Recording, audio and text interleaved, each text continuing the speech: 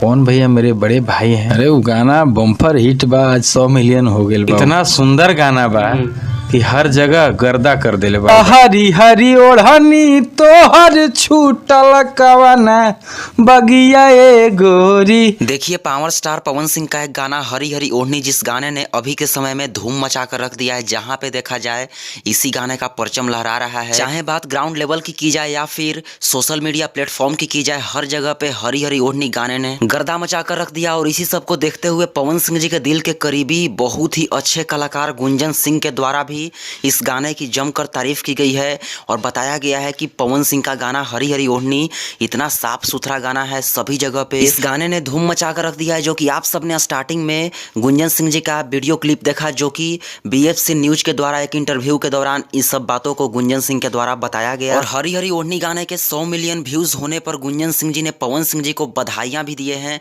आप सब देखिए। अरे वो गाना बम्पर हिट बा, आज 100 मिलियन हो गए बा। वो गाना बहुत बहुत बधाई भी बाटे। लव यू, मेरे पास कोई शब्द नहीं है।